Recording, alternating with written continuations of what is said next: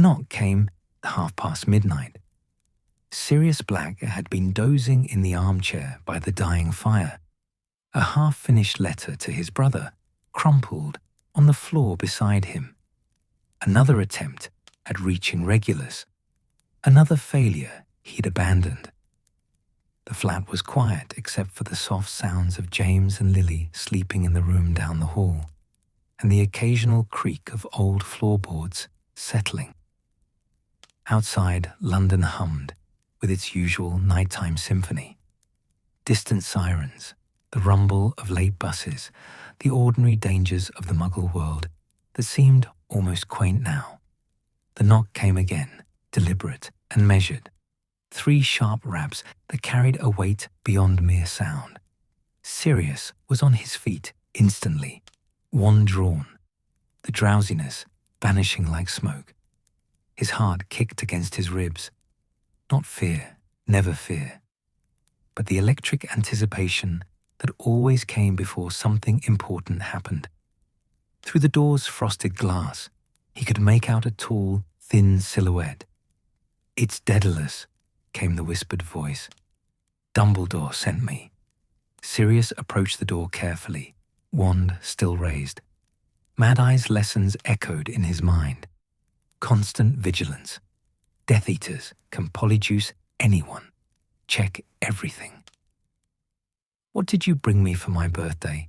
Sirius asked through the door, grateful now for James's insistence on security questions, even if they'd laughed about it at the time. A pause, then, "You don't tell anyone your birthday, Black. You've got too many issues with your family to celebrate it properly." Sirius exhaled and opened the door. Daedalus Diggle stood in the narrow hallway, his usual flamboyant purple robes replaced with dark, practical traveling clothes. His habitually cheerful face was grave. "Dumbledore needs you.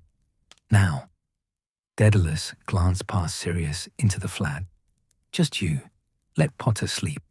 His wife needs him here." The unspoken message landed like a stone in still water.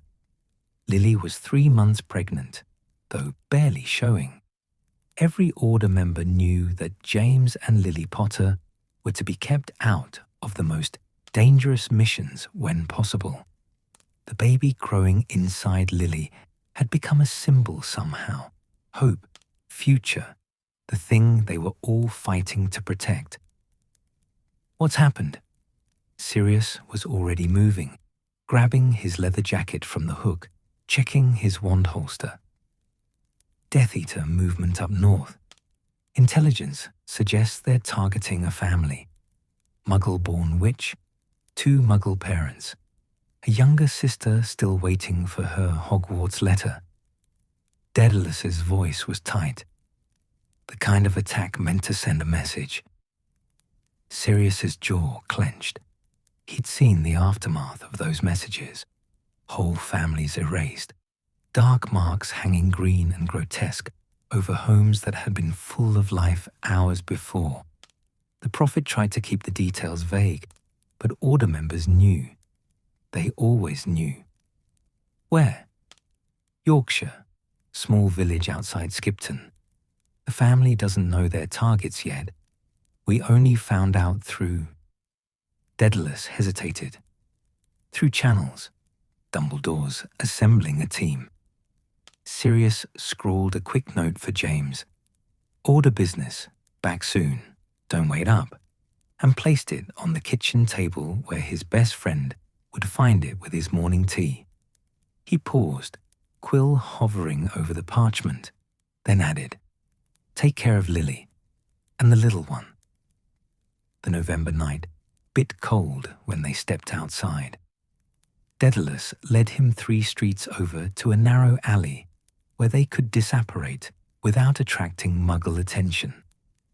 The sensation of apparition always felt to Sirius like being squeezed through a too small tube, uncomfortable but brief. When the pressure released, they stood in a completely different London, blocks away, outside a shabby-looking bookshop with a faded sign reading Grimmauld Tomes. Not headquarters, Sirius observed, though he kept his voice neutral. Number 12. Grimmauld Place, his childhood home, now the Order's primary headquarters, was only a few streets away. The bitter irony of that never quite faded. Dumbledore's using the shop tonight, more discreet. Daedalus tapped his wand against a specific brick beside the door. The lock clicked open. Inside, the bookshop smelled of old paper and leather, dust and something else, the particular scent of powerful magic lingering in the air, like ozone before a storm. Shelves stretched toward a ceiling lost in shadows, packed with volumes that occasionally whispered or rustled their pages. A narrow staircase led upward, and Daedalus gestured for Sirius to climb. The room above the shop had been cleared of everything except a large table covered with maps. Candles floated at various heights, their light steady and bright. No flickering, which meant enchanted flames. Albus Dumbledore stood at the table's head, his blue robes simple tonight, practical. His half-moon spectacles reflected candlelight as he looked up. Sirius, thank you for coming so quickly. 2 others were already present. Remus Lupin stood near the window, arms crossed, his shabby robes and tired face somehow more pronounced in the harsh candlelight. The scars across his face, souvenirs from the wolf that lived inside him, stood out pale against his skin. But his eyes were alert, sharp with the intelligence that had made him the best planner among the Marauders. The other figure made Sirius's spine straighten instinctively. Alastair Moody filled his corner of the room like a thundercloud fills the sky. His magical eye, a vivid electric blue, swiveled independently of his normal one, never still, always watching. His face was a roadmap of scars, his body language that of a man perpetually ready for attack. The original aura, Mad Eye had been hunting dark wizards since before Sirius was born, and his paranoia was legendary. It was also, Sirius had learned, usually justified. Black. Moody's normal eye fixed on him while the magical one continued its rotation. You're late. I got here as fast as... should have been faster. Every second counts when death, eaters, are moving. But there was no real anger in Moody's growl, just the constant low-grade aggression of a man who'd survived by assuming the worst. Alastair, please.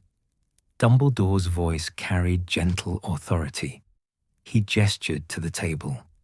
Gentlemen, we have a situation that requires both speed and delicacy. Sirius moved to the table, Remus stepping beside him with a brief nod of greeting. The map showed northern England, with a section of Yorkshire marked in red ink. Small notations in Dumbledore's precise handwriting clustered around a village, whose name Sirius didn't recognize. The Whitmore family, Dumbledore began, his finger indicating a specific location. Eleanor Whitmore graduated from Hogwarts 4 years ago. Hufflepuff, if memory serves. She returned to live with her Muggle parents and younger sister in the village where she was raised. She works at the Ministry now, in the Department of Magical Accidents and Catastrophes. Minor position, nothing that should attract particular attention. But something did. Remus's voice was quiet, already following the thread. Indeed, Dumbledore's expression grew heavier. This afternoon, we intercepted intelligence suggesting that Death Eaters have identified the Whitmore family as a target. The attack is planned for tonight.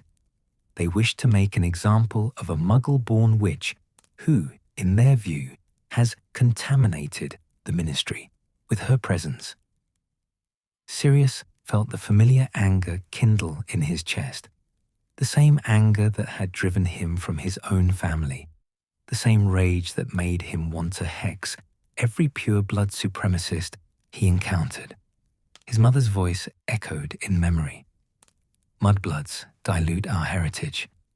He shoved the thought away violently. How reliable is this intelligence? Moody's magical eye had stopped moving, focused entirely on the map. Very. Dumbledore didn't elaborate, but the weight of his certainty filled the room. I believe the attack will occur in the early morning hours, likely around 3 or 4 o'clock, when the family will be deeply asleep and neighboring muggles least likely to notice magical disturbances. Why not just evacuate them? Sirius asked. Get the family out now, relocate them somewhere safe. Because they'll just choose another family. Remus's tone was bleak. And another after that. We can't save everyone by running. Precisely, Dumbledore said. Moreover, this provides us with an opportunity, a chance to intercept Death Eaters in the act, to perhaps capture one for questioning, and to demonstrate that the Order is watching, that these families are not as unprotected as Voldemort believes. The name hung in the air. Most wizards wouldn't speak it, flinching from the syllables as if they carried a curse. But Dumbledore always used it, stripping away the mystique of you-know-who, refusing to grant fear that power. 3 Death Eaters, our source indicates, Dumbledore continued. Possibly 4. They will be prepared for resistance from the witch herself, but not for an organized defense. So we get there first, Sirius said, feeling the familiar rush beginning, the anticipation of action, of doing something instead of sitting around talking about it. Set up an ambush, turn their trap into ours. Exactly. Dumbledore's eyes, usually twinkling with some private amusement, were serious.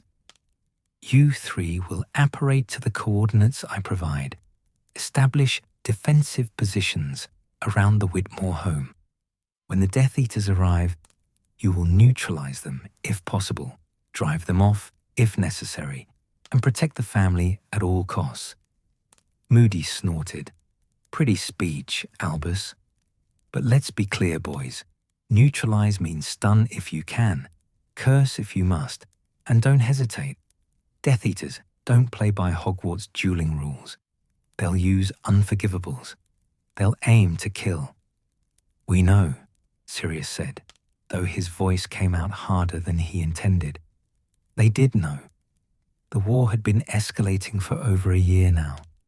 The playful pranks of Hogwarts felt like someone else's memories, as distant as childhood dreams. Dumbledore met each of their eyes in turn. I am sending you 3 because you are skilled, because you can work together, and because I trust you to prioritize the family's safety above all else, including your own. The weight of that trust settled across Sirius's shoulders. He straightened under it. Moody will lead the mission tactically, Dumbledore continued. His experience is invaluable, but I want to be clear. All 3 of you are essential. Sirius, your dueling skills are exceptional. Remus, your strategic mind and calm under pressure. Alastair, your knowledge of dark wizard tactics. Together, you represent the best chance this family has. When do we leave? Remus asked. Immediately. It's a long journey north, and you'll need time to scout the location, establish positions, set protective enchantments. Dumbledore tapped his wand against the map, and 3 small pieces of parchment appeared, each inscribed with precise coordinates. These will get you to a safe apparition point outside the village. From there, you'll need to move carefully. The area has muggles, and we cannot risk exposure. Moody took his parchment, studied it briefly, then vanished it with a flick of his wand. Memorized already.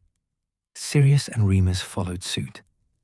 "Standard emergency protocols apply," Dumbledore said.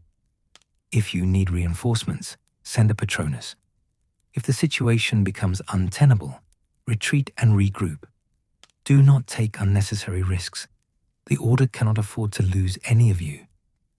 Sirius felt Remus glance at him at those words, unnecessary risks, and kept his expression neutral. So maybe he had a bit of a reputation for creative heroics. So what? They'd always worked out before. "Questions," Moody growled. Sirius had dozens, but he knew better than to voice them. Moody would brief them properly once they were en route. The old Auror had his methods, and arguing with them was pointless. "No, sir," he said. "Good. Then let's move. Every minute we waste is a minute the Death Eaters gain." Moody stumped toward the stairs, his wooden leg clunking against the floorboards. "Black, you're with me for the first apparition leg. Lupin, follow 30 seconds behind. We'll rendezvous at the coordinates." Dumbledore's hand landed gently on Sirius's shoulder as he turned to follow. "Be careful, Sirius. Courage is admirable, but caution keeps one alive to be courageous another day." The words felt specific, pointed. Sirius met those blue eyes and saw something there. Not doubt exactly, but concern. Concern that Sirius Black, purest blood traitor, reckless prankster, might mistake bravery for invincibility. "I'll be careful," Sirius said, and meant it in the moment. Then he followed Moody down the stairs, Remus's soft footsteps behind them, and the bookshop door closed on the London night. Ahead lay Yorkshire, a family sleeping unaware, and Death Eaters, coming through the darkness. Sirius checked his wand one more time, feeling its familiar weight, the slight warmth of the wood against his palm. Somewhere in the back of his mind, a small voice wondered if tonight would be the night everything changed. He ignored it. After all, they were the Order of the Phoenix. They were the good guys. How hard could it be? The apparition point deposited them in a field that smelled of wet earth and sheep. Sirius landed hard, knees bending to absorb the impact, wand already drawn before he'd fully oriented himself. The November cold bit deeper here than in London. Raw somehow, carried on wind that had travelled over moors and hills with nothing to stop it. Above, clouds obscured most of the stars, but enough leaked through to reveal the silhouettes of distant hills rolling away into darkness. Moody materialized beside him with barely a sound, magical eye already spinning through a full rotation, scanning for threats. The old Auror's normal eye fixed on Sirius, while the magical one continued its surveillance. "Stay still," Moody growled. "Let me check the area." Sirius forced himself to remain motionless, though every instinct urged him to move, to do something. This was the part he hated, the waiting, the caution. Give him a duel, a chase, something with action, and he was fine. But standing in a dark field while Moody muttered detection spells under his breath made his skin itch. 30 seconds later, Remus appeared with a soft crack. Stumbling slightly before catching his balance, he looked pale in the thin starlight, and Sirius noticed the way his friend's hand trembled slightly before he steadied it. The full moon was 8 days away, still time, but Remus always felt it coming, the wolf stirring beneath his skin like a prisoner testing bars. "Clear," Moody announced finally. "No magical signatures within half a mile except us. No tracking spells, no wards, no watchers." His magical eye swiveled to focus on them both. "We're going on foot from here. Broomsticks are too visible." and side-along apparition makes too much noise when you're trying to approach quietly. It's 3 miles to the village. We'll use disillusionment charms once we're closer. 3 miles? Sirius couldn't keep the surprise from his voice. Why not apparate closer? Because that's how you walk into ambushes, boy. Moody's scarred face twisted into something that might have been a smile or a snarl. Death Eaters aren't stupid. They'll have chosen their approach carefully, maybe set up detection wards around the obvious apparition points near the target. We come in quiet, from an angle they won't expect, and we stay alive. Remus was already adjusting his worn robes, checking the pouches at his belt, vials of potions, emergency supplies, the small leather notebook where he recorded everything. What's the plan once we reach the village? Scout first, map the territory, identify the house, check for Muggle neighbors, look for good defensive positions. Moody began walking, his wooden leg surprisingly quiet against the grass. Then we set up a perimeter and wait. Death Eaters like to attack between 3 and 4 in the morning, late enough that everyone's deep asleep, early enough to be gone before dawn. They walked in silence for a while, following Moody's lead across fields divided by low stone walls. The landscape here felt ancient in a way London never did. Layers of history pressed into the earth, centuries of sheep and farmers and harsh winters. Occasionally, they passed dark farmhouses, windows empty and black, and Sirius thought about the Muggles sleeping inside, completely unaware that wizards were walking past their homes, heading toward violence. "How does it feel?" Remus asked quietly, falling into step beside Sirius. "Being out here again." Sirius knew what he meant. Remus was asking about the Black family estates in the north, the ancestral lands Sirius had walked away from when he was 16. They weren't far from here, maybe 50 miles east. Close enough that the landscape felt familiar, that the cold wind carried memories. "Different," Sirius said, keeping his voice low. "We were never... my family never actually lived on the land. We had the manor house, but we didn't know the people in the villages. We were separate, above it all." The bitterness leaked through despite his efforts. "The Black family didn't protect anyone. We just existed, took up space and looked down at everyone else." "That's not you," Remus said simply. "No." Sirius adjusted his jacket, feeling the weight of his wand against his ribs. "That's why I left." Moody glanced back at them, magical eye rotating. "Save the heart-to-heart for later, boys. We need to stay alert." They crossed a narrow road, proper pavement now, not just a farm track, and Moody led them along a hedgerow that provided cover from the open ground. The village appeared gradually, lights first, then the shapes of buildings emerging from the darkness. Larger than Sirius had expected. Maybe 200 homes, a proper high street with shops, a church steeple rising against the clouded sky.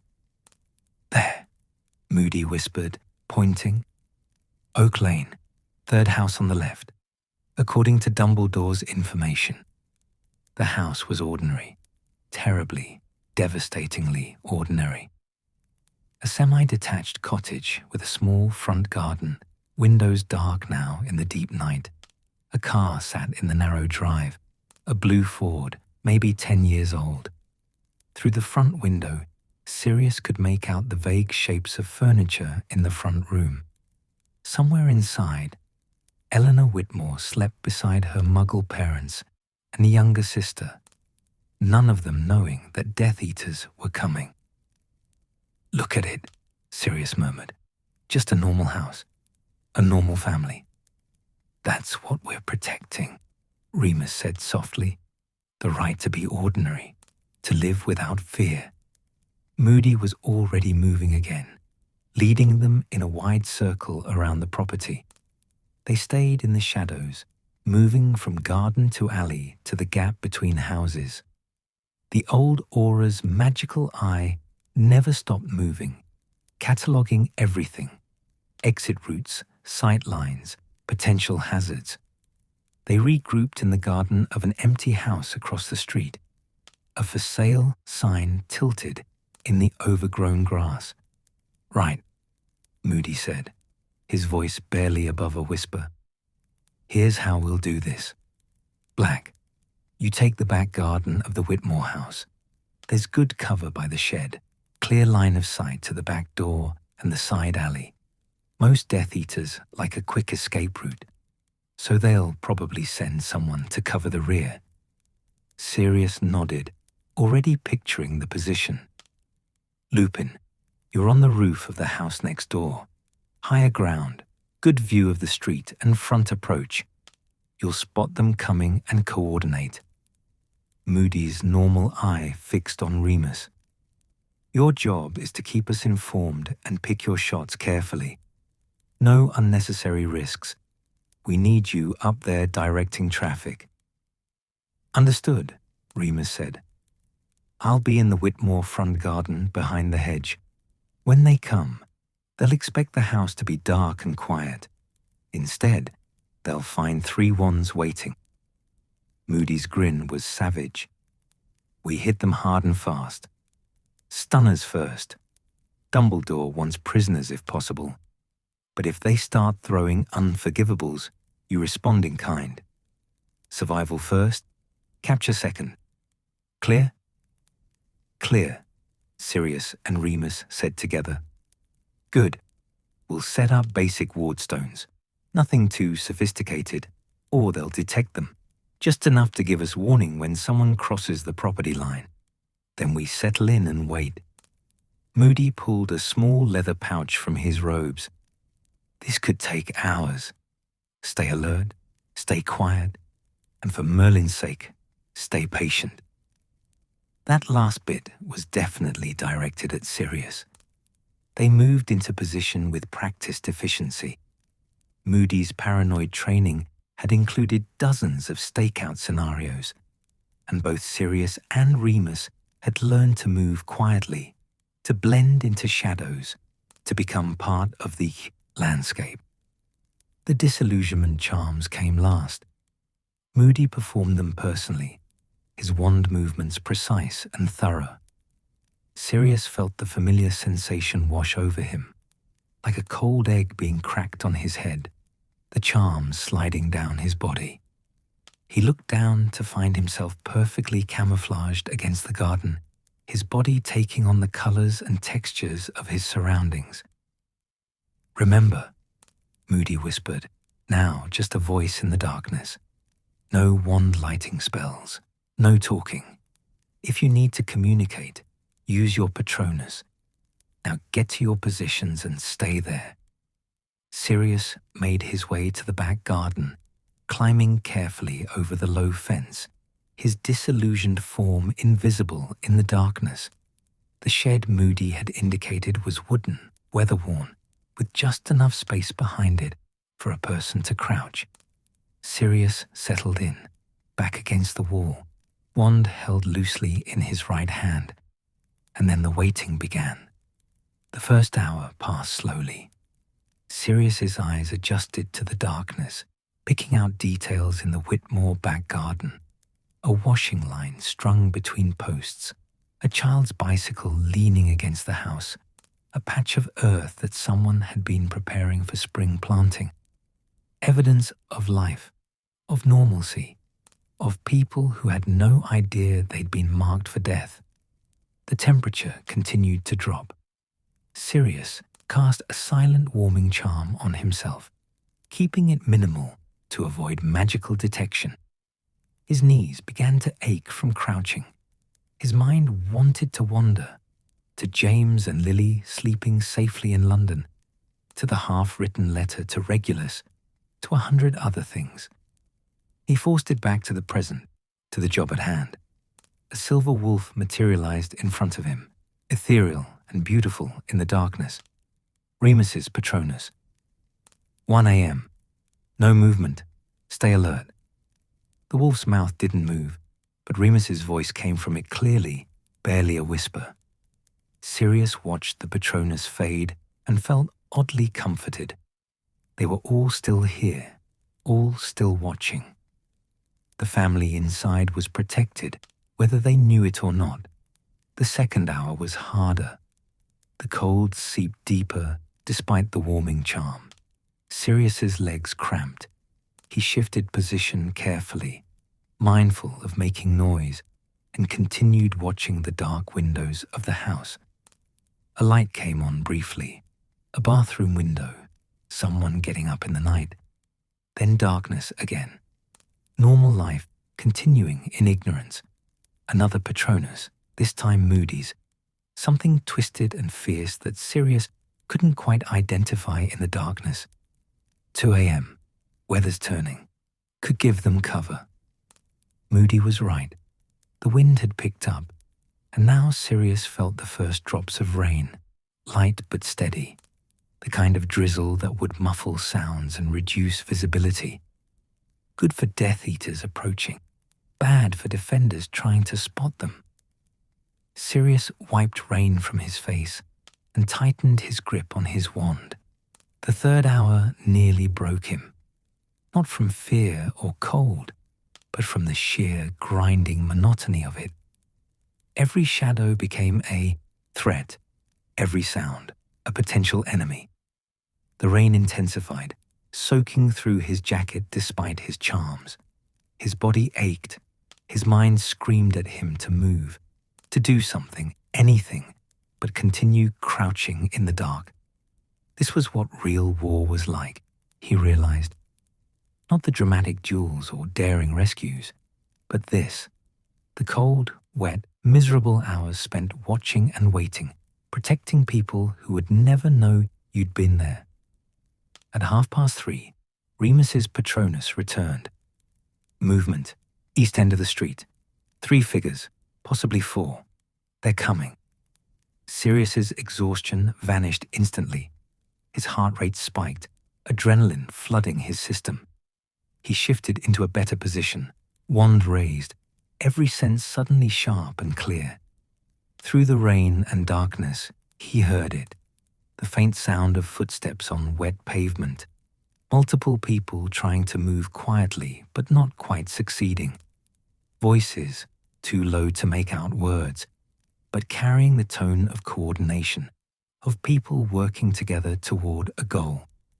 Death Eaters, coming through the rain, coming for the family sleeping inside. Sirius's grip on his wand tightened. The waiting was over. Now came the part he was good at. The footsteps grew closer, then stopped. Sirius held his breath, pressed against the shed wall, rain sliding down his invisible form. His wand hand was steady despite the cold, despite the adrenaline singing through his veins. Through the narrow gap between shed and fence, he could see a sliver of the street, dark shapes moving with purpose, but not urgency. They thought they had all the time in the world. A new Patronus arrived. Moody's again, that fierce, unidentifiable creature that seemed all teeth and wariness. Hold position. Let them commit. Wait for my signal. Sirius wanted to argue that they should strike now while the Death Eaters were still exposed in the street. But Moody knew what he was doing. The old Aura had survived decades of this work by being smarter, more patient, more ruthless than his enemies. The voices became clearer now, carried on the wind between rain gusts. Male voices, confident, with that particular upper-class drawl that made Sirius's jaw clench. He'd grown up surrounded by voices like that. His mother's friends, his parents' pure blood circle. The kind of wizards who thought their birth gave them the right to decide who lived and who died. Said third house, didn't he? One voice said, casual as discussing the weather. Oak Lane, third on the left, that one there. Another voice, deeper, slightly amused. Sleeping like good little muggles. Well, 3 of them are. The 4th is a blood traitor who needs to learn her place. Sirius's free hand clenched into a fist. Blood traitor. The same words his mother had spat at him when he defended Muggle rights at dinner.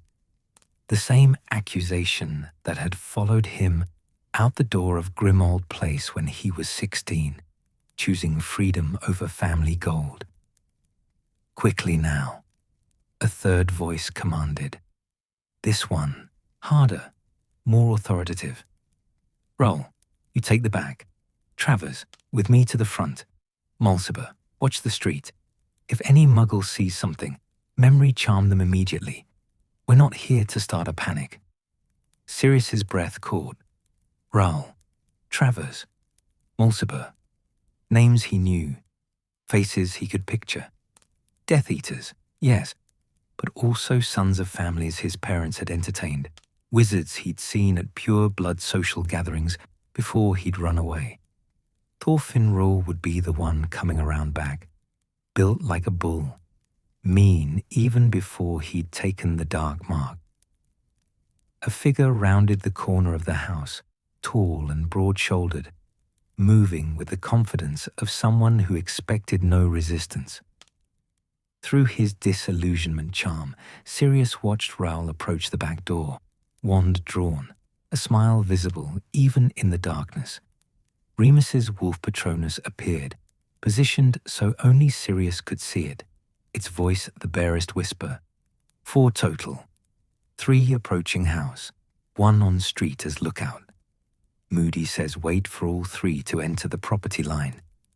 Sirius acknowledged with a tiny nod, though he knew Remus probably couldn't see him.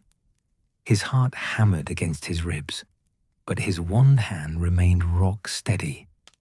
This was it, the moment before everything exploded into action. He'd felt it before, in Quidditch matches just before the snitch appeared, in duels just before first spells flew.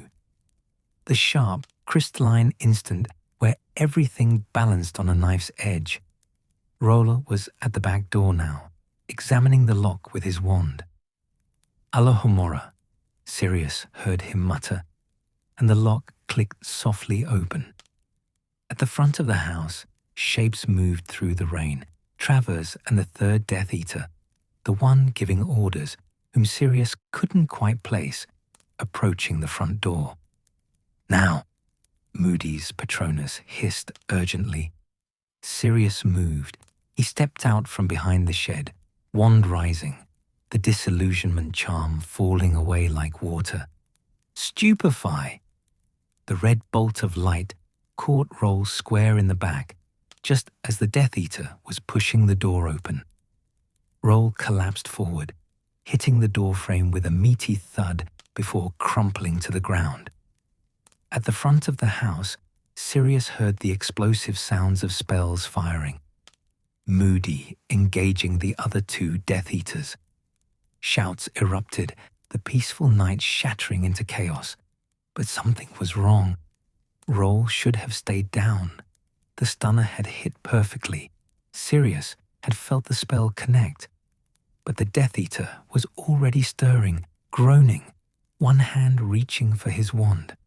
Protego Maxima, shield charms layered under his robes. The rich Death Eaters always had them. Custom spellwork that cost more than most families earned in a year. Protego! Sirius shouted as Roll's wand came up, a purple curse screaming toward him. The shield held, barely, the curse skittering off in a shower of sparks. Roll was on his feet now, faster than someone his size should be able to move. Well, little Black, your mother would be so ashamed.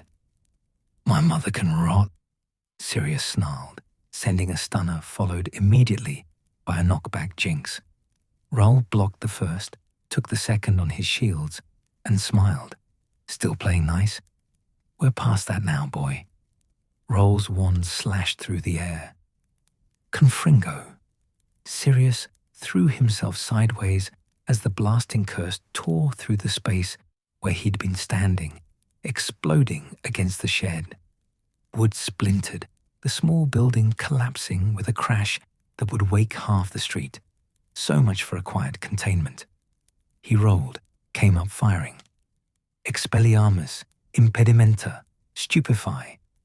A rapid sequence, keeping Raoul defensive, buying time to find an opening. From the front of the house, more spellfire. A woman's scream. Someone inside was awake now, aware that something terrible was happening.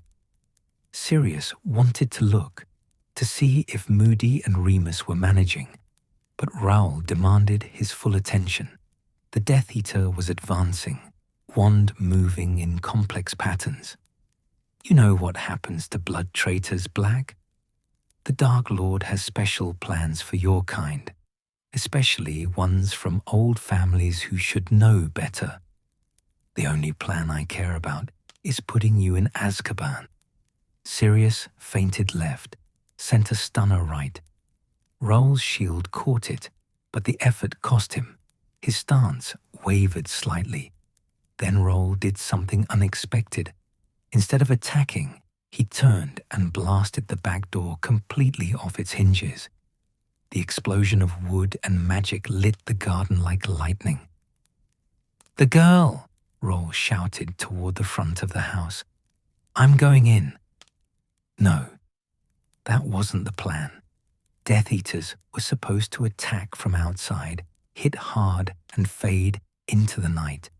They weren't supposed to actually enter the house to put themselves in the confined space where they'd be vulnerable.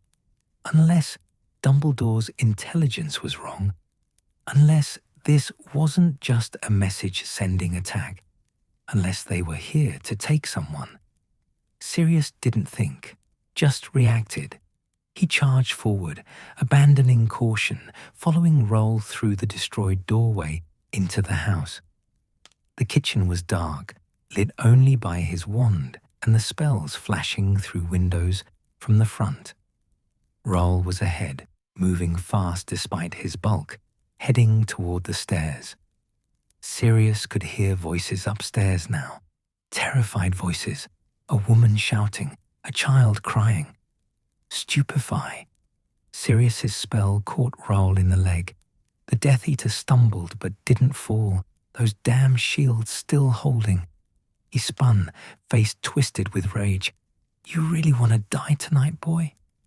Better than living as a coward." Sirius's wand danced. Conjunctivitis. The curse hit Raoul's face, bypassing the shields. The Death Eater screamed, hands going to his eyes, wand wavering. Sirius didn't hesitate. He'd learned that from Moody. In a real fight, you pressed every advantage. Stupefy, point-blank range, no shields in the way this time. Raoul dropped like a felled tree. Sirius stood over him, breathing hard, wand still raised, in case it was a trick. But no, the Death Eater was out cold, his face red and swollen from the eye curse, his wand 3 feet away on the kitchen floor. A door burst open upstairs. A young woman appeared at the top of the stairs, mid-20s, dark hair wild, wearing pajamas, wand raised with shaking hands. Eleanor Widmore, Sirius realized. Behind her, an older couple in nightclothes, a teenage girl clutching her mother's arm. "Who? What?" Eleanor's voice was high with panic. "Order of the Phoenix," Sirius said quickly, keeping his wand pointed down, non-threatening. "We're here to protect you. Death Eaters are attacking." An explosion from the front of the house cut him off. The windows blew inward, glass and fire and smoke rolling through the front room. Sirius threw a shield over the family on the stairs, just as debris peppered the kitchen. Through the smoke, he heard Moody shouting, "Black, we need you." Sirius looked at Eleanor, at her terrified family. "Stay upstairs. Lock yourselves in a room and don't come out until I tell you it's safe." He didn't wait for acknowledgement, just ran toward the front of the house. The front room was a war zone.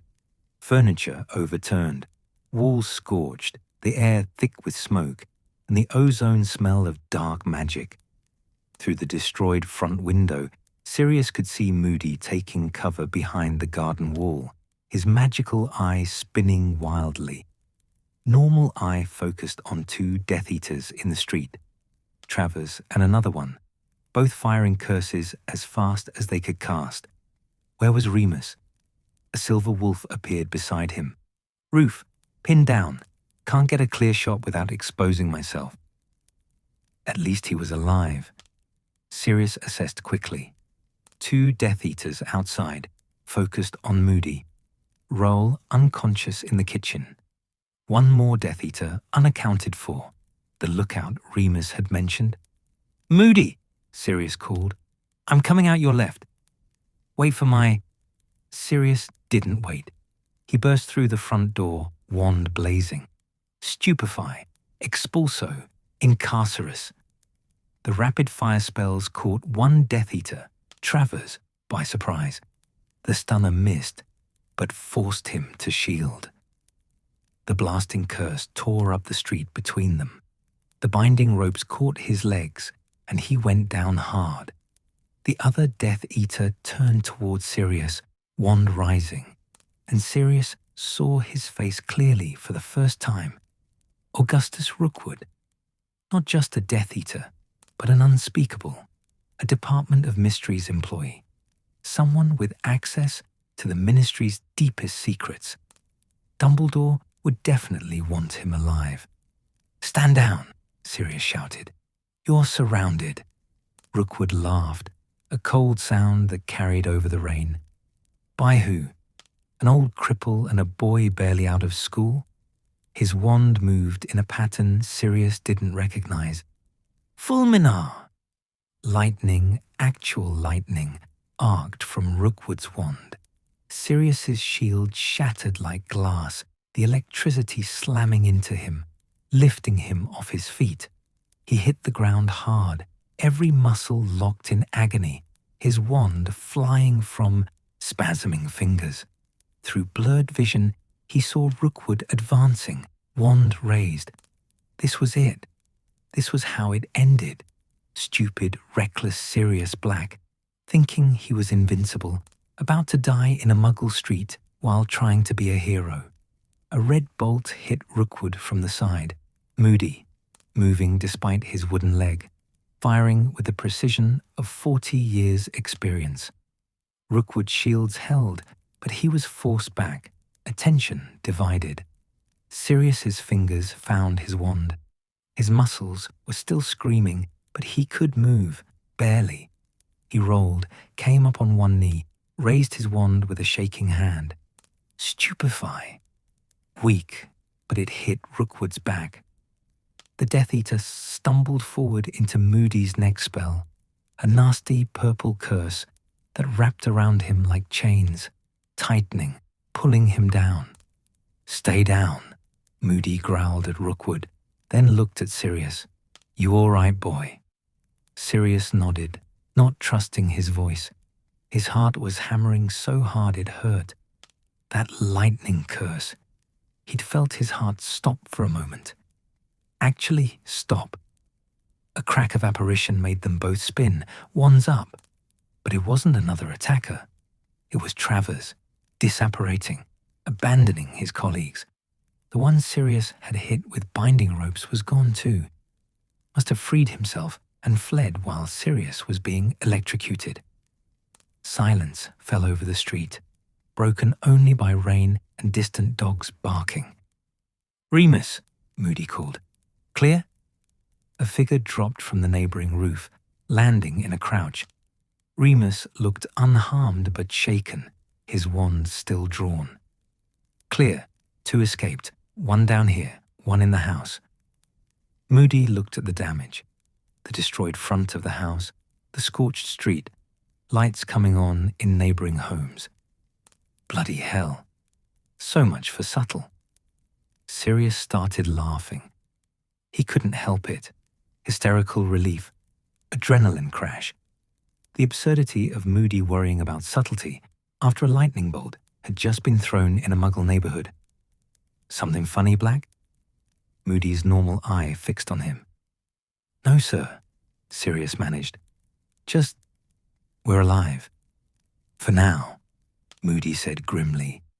But the night's not over yet. The lights were on in every house now. Sirius pushed himself to his feet, muscles still trembling from the lightning curse, and surveyed the damage. The Whitmore house looked like something from a war zone. Front windows blown out, door hanging askew, scorch marks crawling up the walls like black vines. In the street, a crater marked where one of the blasting curses had hit pavement. Rain was already filling it, creating a dark pool that reflected the streetlights. Muggles, Moody said sharply. Incoming. Sure enough, doors were opening up and down the street. Figures in dressing gowns, wielding cricket bats and torchlights, emerging to investigate the explosions that had shattered their quiet November night. Remus, Moody barked, memory charms. Work outward from this position. Anyone who saw anything gets modified. Keep it simple. Gas explosion at number 7. Everyone's fine. Go back to sleep. Can you manage? Remus nodded, already moving toward the nearest house, where an elderly man stood in his doorway, mouth open in shock. What about the family? Leave them. They're coming with us. Moody turned to Sirius. Black, get the Whitmores. Tell them to pack 1 bag each. Anything they can't live without. They've got 5 minutes before this place is crawling with Muggle authorities. Sirius wanted to argue that 5 minutes wasn't enough, but the look on Moody's scarred face brooked no debate. He turned and headed back into the house, stepping carefully over debris. Eleanor Whitmore stood at the bottom of the stairs now, wand still raised, her face pale but set with determination. Her parents and younger sister huddled behind her, the father holding what looked like a cricket bat, as if that would help against Death Eaters. Is it over? Eleanor asked, her voice steadier than Sirius expected. The immediate attack, yes, but more could come. Sirius softened his tone. He'd been raised to command house elves and look down on everyone else, but James and the Potters had taught him different. These were people, scared people who just had their world turned inside out. You can't stay here. It's not safe.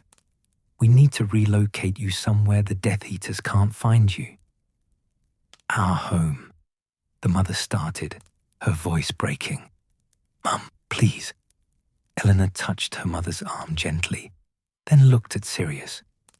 You're with Dumbledore, the Order of the Phoenix. Yes, my name's Sirius Black. We had intelligence about the attack, came to stop it. He glanced at the destroyed kitchen. You need to pack 1 bag each, 5 minutes. Anything you absolutely can't leave behind. 5 minutes. The younger sister, maybe 14, with the same dark hair as Eleanor, looked like she might cry. But our things can be replaced, Eleanor said firmly, though her own hands shook. Livs can't. Come on.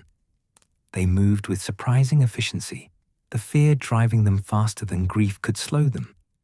Sirius heard them upstairs, drawers opening, hurried whispers.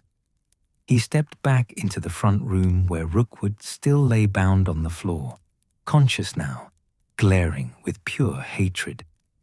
You've made a terrible mistake, Black, Rookwood hissed. When the Dark Lord hears about this, he'll what? Send more of you? We'll be ready. Sirius crouched down, putting his face level with Rookwood's. How many families have you done this to? How many people sleeping peacefully until you showed up to murder them? Rookwood smiled, showing teeth. Not nearly enough. Sirius's wand hand twitched. It would be so easy. One curse, one flash of green light, and the world would have one fewer Death Eater in it.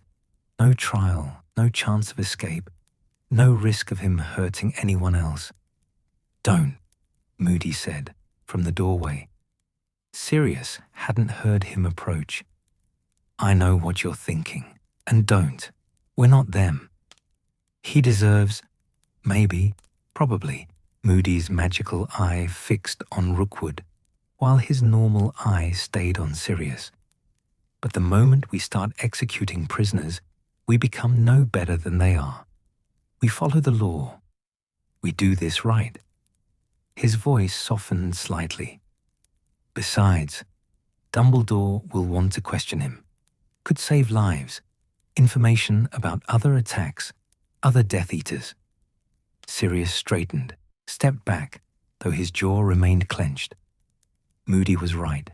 Of course he was right. But knowing it and feeling it were different things. The Whitmores came downstairs, each carrying a hastily packed bag. The younger sister clutched a stuffed rabbit that had clearly seen better days. The mother had a photo album. The father had grabbed papers, important documents, Sirius guessed. Eleanor carried a small trunk that probably held her magical supplies. Where are we going? Mr. Whitmore asked. He was a solid-looking man, maybe 50, with working hands and suspicious eyes. Who exactly are you people? We're the ones keeping your family alive, Moody said bluntly. Beyond that, the less you know the better, for your own protection. Dad, it's all right. Eleanor touched her father's arm. I know about the Order. They're the good guys. They fight Vol. She caught herself. You know who. I don't care what you call him, her father said firmly. I care about keeping my family safe. If these wizards are attacking because of Eleanor, maybe she should... Alan, no. Mrs. Whitmore's voice was steel wrapped in velvet. We're not sending our daughter away because bigots want to hurt her for being born. We're not sending anyone away, Moody interjected. You're all targets now, the whole family. Death Eaters don't discriminate when it comes to collateral damage. He gestured toward the door. Now move. We have maybe 2 minutes before Muggle police arrive, and I'd rather not explain this mess to them. They filed out into the rain. Remus was returning from the far end of the street, looking exhausted. Memory charms took energy, especially multiple ones in quick succession. Done, Moody asked. 23 modifications, Remus said quietly. Gas explosion story is holding. Most of them were half asleep anyway. Good. Black, levitate the prisoners. We're taking them both, Rookwood and the one in the kitchen. Sirius had almost forgotten about Roll. He went back inside, found the massive Death Eater still unconscious, his face swollen grotesquely from the conjunctivitis curse. A whisper of guilt touched Sirius. The curse was borderline dark, more vicious than strictly necessary, but he pushed it away.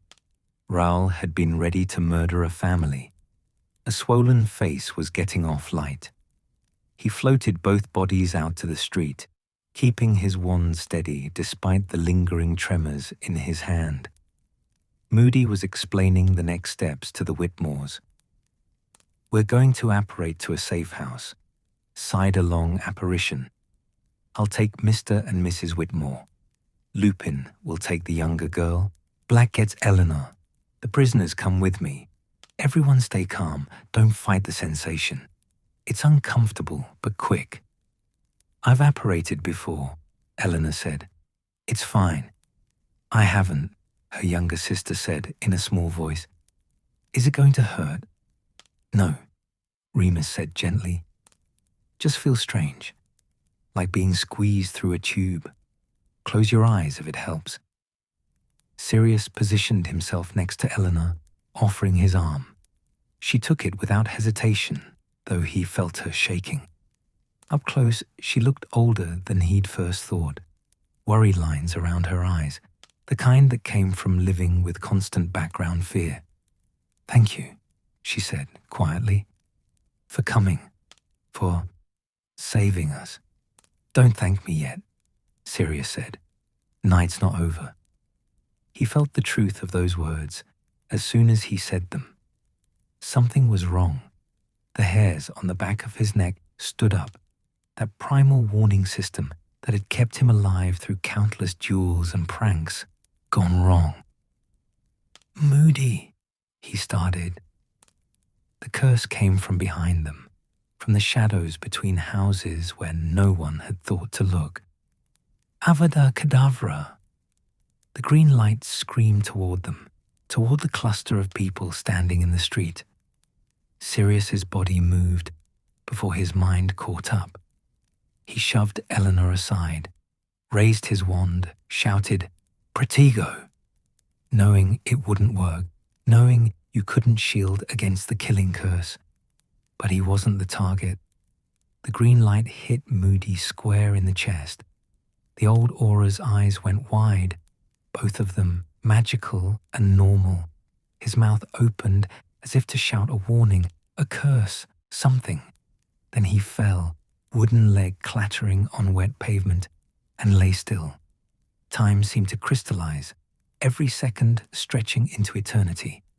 Sirius saw Remus's face go white, saw Mrs. Whitmore scream silently, saw the Death Eater step out from the shadows, Mulciber, the one they'd lost track of, the lookout who'd been waiting for exactly this moment. "Moody," Sirius heard himself shout, but it came from very far away. Mulciber's wand was already moving, targeting the Whitmores now, going for the family since Moody was down. Sirius moved, not thinking, just reacting, putting himself between the Death Eater and the family. Expulso! The blasting curse tore up the street between them. But Mulciber was ready, his shield held, and his counter-curse came instantly. Crucio! The pain was white, pure white agony that erased thought, erased identity, erased everything except the sensation of being torn apart from the inside. Sirius heard someone screaming, and distantly realized it was him. He hit the ground, body convulsing. Through the pain, he saw Mulciber advancing, wand raised for another curse. Then Remus was there. Mild, careful Remus, who always urged caution, who spent half his time apologizing for existing. Suddenly, he was a whirlwind of calculated violence. His wand moved in patterns Sirius had never seen him use, curses flowing together in combinations that spoke of rage channeled through perfect precision. Mulciber's shields shattered. He stumbled back, trying to defend, but Remus gave him no openings. Every spell was placed exactly right, forcing the Death Eater backward, off balance. Stupefy, Incarcerus, Petrificus Totalis. The combination hit all at once. Mulciber went rigid and crashed to the ground like a felled statue. The pain stopped. Sirius lay gasping in the rain, every nerve still screaming phantom agony. His vision blurred, cleared, blurred again. Remus was beside him, hands gentle despite the violence of moments before. "Sirius, stay with me. Can you hear me?" "Moody," Sirius managed. "Is he—" He saw Remus's face and knew the answer before his friend spoke. "I'm sorry." Eleanor was crying. Her sister was crying. The whole street seemed to be crying, the rain mixing with tears, washing blood and spell burns into the gutters. Alastair Mad-Eye, Moody, legendary aura, paranoid survivor of 100 battles, lay dead in a muggle street in Yorkshire, killed by the darkness he'd spent his entire life fighting. and Sirius knew, with terrible certainty, that it should have been him. The safe house smelled of dust and old magic. Sirius sat on the floor in the corner, back against the wall, watching without seeing as Remus moved through the small cottage, checking wards, brewing tea that no one would drink, doing all the small necessary things because someone had to and Sirius couldn't. His hands still shook, not from the Cruciatus curse, though his muscles ached with that peculiar deep pain that lingered after the unforgivable, but from something deeper. Shock, maybe, or the slowly dawning realization of what had happened. Moody was dead. The words didn't feel real. Moody was supposed to be invincible, paranoid enough, skilled enough, experienced enough to survive anything. He'd survived Grindelwald's war, survived decades of hunting the darkest wizards alive, survived attacks that would have killed anyone else. But he hadn't survived tonight, hadn't survived trying to save a family who just wanted to live quietly, hadn't survived because Sirius had been too slow, too reckless, too focused on the obvious threats to notice the one in the shadows. "Stop it," Remus said quietly. Sirius looked up. His friend stood in the doorway, 2 steaming cups in his hands, his face drawn with exhaustion and grief, but his eyes sharp. "Stop what?" "Blaming yourself." Remus crossed the room, handed Sirius one of the cups. "I can see it eating you alive. This wasn't your fault. I should have checked the shadows, should have made sure all 4 Death Eaters were accounted for." Sirius's voice came out flat, dead. "Moody taught us that. Always count your enemies. Always verify. I got sloppy." "We all did." Remus sat down beside him, their shoulders touching in the way they'd sat countless times in the Gryffindor common room, processing the aftermath of pranks or exams or teenage heartbreak. This felt different, heavier. "I had the high ground. I should have seen Mulciber hiding. Moody was coordinating everything. He should have, but he didn't, because this is war, and in war, people die even when everyone does everything right." Sirius wanted to argue, to insist that it was his fault, that he should have been better, faster, smarter. But the truth was more complicated and somehow worse. They'd done well. They'd saved the family. They'd captured 3 Death Eaters. By any objective measure, the mission had been a success, except for the body they'd left behind. Dumbledore had come personally to retrieve Moody, his face ancient with grief, his eyes dim. He'd said very little, just conjured a stretcher, levitated the old Aura's body, with the kind of gentle respect usually reserved for something sacred, and disapparated into the night. The prisoners had gone with other Order members. The Whitmores had been relocated here, to this cottage, protected by Fidelius and blood wards and 6 other protections. Safe. Everyone was safe. Everyone except Moody. "The family?" Sirius asked, because he needed to think about something else. "Upstairs. Eleanor's parents are in shock. The younger sister, Katie, I think her name is, won't stop crying. Eleanor's holding it together, but barely." Remus took a sip of his tea, grimaced at the taste. "I told them someone would come in the morning to explain everything properly. Relocation, procedures, new identities, all of it." "New identities?" Sirius let out a bitter laugh. "They'll have to give up their entire lives because they had the misfortune of being related to a witch." "They'll be alive," Remus said quietly. "That's more than we can say for the other families the Death Eaters targeted, the ones we didn't reach in time." The words hung heavy in the dusty air. How many families had they lost? How many Muggle-borns murdered in their sleep? How many parents and siblings killed as lessons to the wizarding world about blood purity? Sirius thought about James and Lily, about the baby growing inside Lily's belly. Would his godchild grow up in a world where Death Eaters hunted families in the night?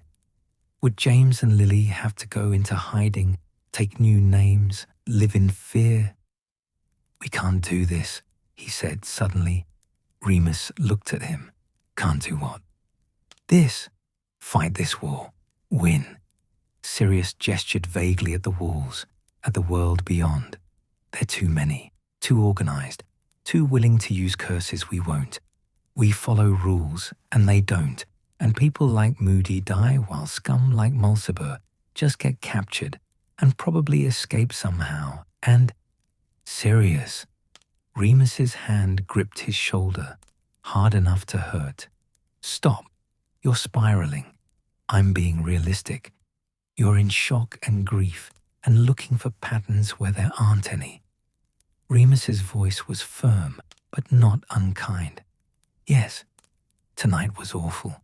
Yes, we lost someone irreplaceable. But we also saved 4 lives. We captured 3 Death Eaters who can be questioned. We disrupted their operation. That matters." "Does it?" Sirius heard the bitterness in his own voice. "Moody's dead, and tomorrow there'll be 3 more Death Eaters to replace the ones we caught. Voldemort's army keeps growing, and ours keeps dying, and I don't see how—" He stopped. Remus had gone very still beside him, his face carefully blank in the way it got when he was working hard to control some strong emotion. "I'm sorry," Sirius said. "I shouldn't—" "You're right to be angry," Remus said quietly. "You're right to question this. The moon's in 6 days, and I'll be useless for 3 of them. Moody's dead. Peter's barely been on missions because he freezes up. James has to stay with Lily. We're losing, Sirius. Slowly but surely, we're losing." The admission hung between them like a confession. "Then why do we keep fighting?" Sirius asked, not challenging, but genuinely asking. Remus always had answers, always saw things clearly, even when Sirius was blind. "Because the alternative is letting them win."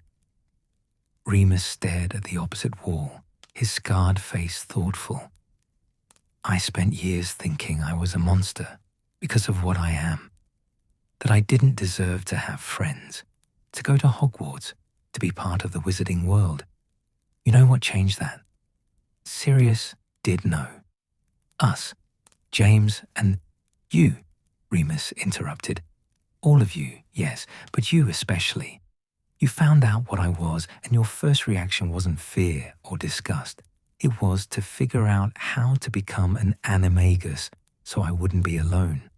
You broke laws, risked expulsion, spent 3 years learning incredibly dangerous magic, all so that 1 night a month I could have friends." His voice grew thick. "You taught me that being a werewolf doesn't make me a monster, but letting fear and hatred win, that would make all of us monsters." Sirius felt something crack inside his chest. He'd been holding himself together through sheer will, refusing to break down because someone had to stay strong, had to be brave. But Remus's words found the fault lines, and everything came pouring out. He wasn't crying. Black men didn't cry. His father had beaten that lesson into him early, but his breath came in shuddering gasps, and his vision blurred, and Remus's arm around his shoulders was the only thing keeping him anchored to the world. "I was supposed to protect him," Sirius managed. "Moody, the family. I was supposed to be good enough, and I wasn't. And he died because—" "He died because a Death Eater murdered him," Remus said firmly. "Not because you failed. Because Mulciber chose to kill. That's on him, not you. I should have been faster. You were hit with a Cruciatus curse, and got back up. Most wizards would still be unconscious. Remus's voice carried an edge now, frustrated. You saved that family, Sirius. Eleanor would be dead if you hadn't shoved her aside. Katie would be dead. Their parents would be dead. Instead, they're upstairs, alive, because you put yourself between them and the killing curse. It wasn't enough. It never is. Remus's grip on his shoulder tightened. That's the curse of being in the Order. We save 10 people and lose one, and all we can think about is the one we lost. But Sirius, those 10 matter. Those families matter. Eleanor Whitmore gets to live, gets to go to work at the ministry, gets to maybe have children someday who'll grow up in a better world. That's because of you. Sirius wanted to argue, but exhaustion was crashing over him in waves.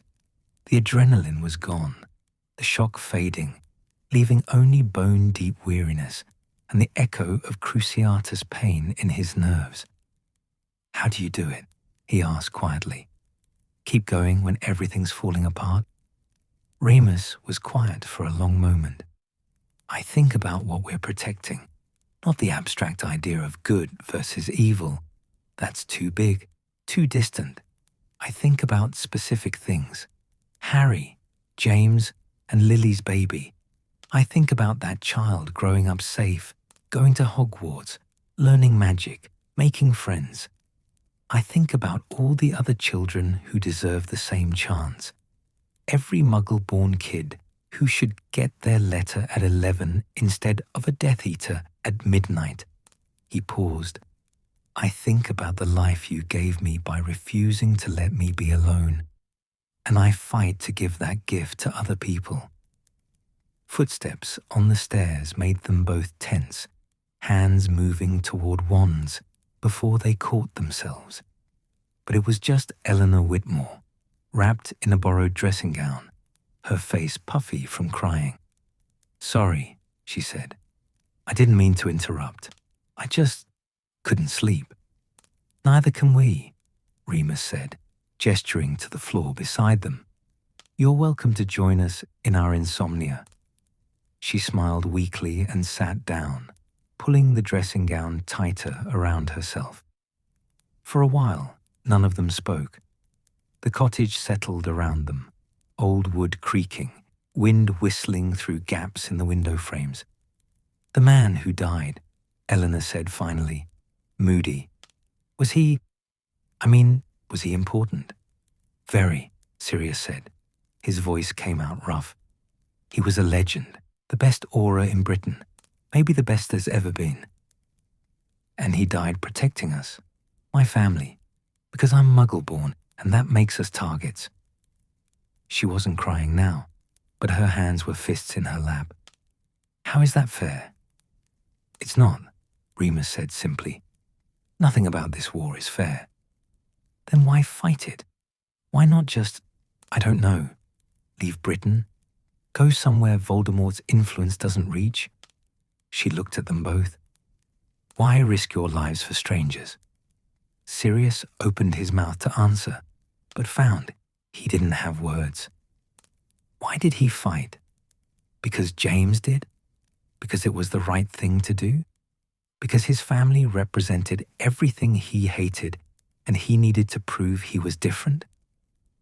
All of those things, maybe, or none of them. Because someone has to, Remus said quietly. Because if people like us don't stand up to people like them, then darkness wins. Not dramatically, not all at once, but slowly. Family by family, death by death, until one day you wake up and realize the world has become the kind of place where Muggle-borns can't exist safely, and no one even remembers it was different once. Eleanor was crying again, silent tears tracking down her cheeks. I just want my normal life back. I want to go to work and complain about my boss and visit my parents on weekends and not be afraid all the time. I know, Sirius said, and he did. He'd given up his normal life, or what passed for normal in the Black family, when he was 16, walked away from wealth and status and a predetermined future because staying would have meant accepting their hatred as normal. But maybe someday you'll get it back, a version of it, anyway. When this is over. When will it be over? Neither Sirius nor Remus answered, because they didn't know. The war felt endless, like it had always been and always would be.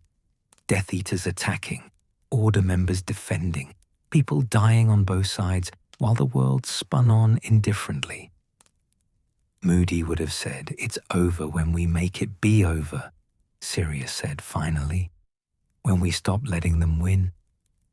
The words felt hollow even as he spoke them, but Eleanor nodded like they meant something. They sat together in the dusty safe house as night bled slowly toward dawn. 3 people trying to hold on to hope in the darkness. Outside, the war continued without them. Dawn came grey and cold. Sirius stood at the window of the safe house, watching weak November light creep across the moorland. He hadn't slept. Every time he closed his eyes, he saw green light, saw Moody falling, heard the wet sound of the old aura hitting pavement.